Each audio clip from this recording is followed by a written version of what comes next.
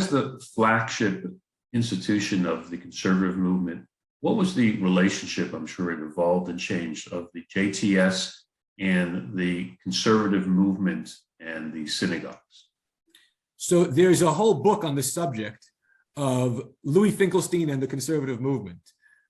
Finkelstein was the chancellor after Adler between 1940 and 1972, but he had already come to the seminary in 1915 as a student and was a professor all throughout. Died in 1991, so he spent 76 years associated with the seminary.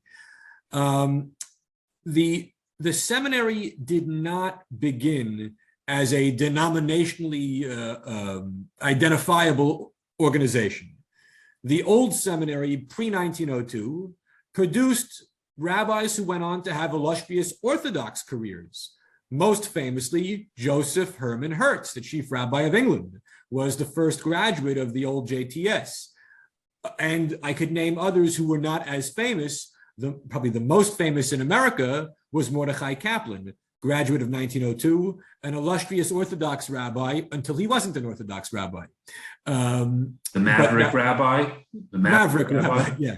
And yes. Herbert Goldstein. And Herbert Goldstein. So Herbert Goldstein was 1913 of the Schechter years. So there were many, many important rabbis who graduated pre-1902 and Schechter era, pre-1915, who went on to have Orthodox careers.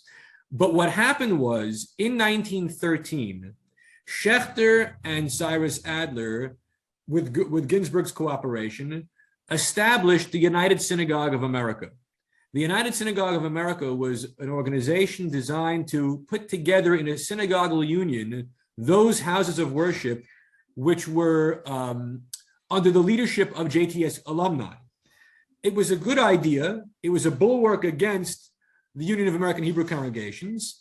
And it wasn't supposed to be pigeonholed as this or that type of Judaism. It was a catch-all for traditional Jews. But over time, that ceased to be the case. It became the Conservative Synagogue Union and eventually became the Union of United Synagogue of Conservative Judaism, not United Synagogue of America. In 1918, the Rabbinical Assembly was established as the alumni group of the seminary, and at first was just an alumni group of the seminary. Regardless of where you were on the spectrum of ideology, you could be a member of that group. But over time, the RA, the Rabbinical Assembly, became the Rabbinical Union of Conservative Judaism. So all three institutions, the school, the Synagogal Union, and the Rabbinical Union, begin as amorphous, but becomes denominationally specific. The seminary in particular tried to avoid as best it could being labeled as a conservative institution for the longest time.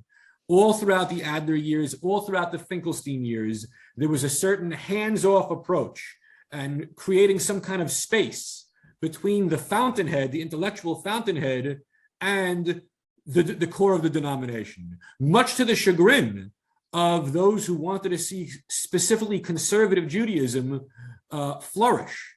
The seminary wanted to see the seminary flourish.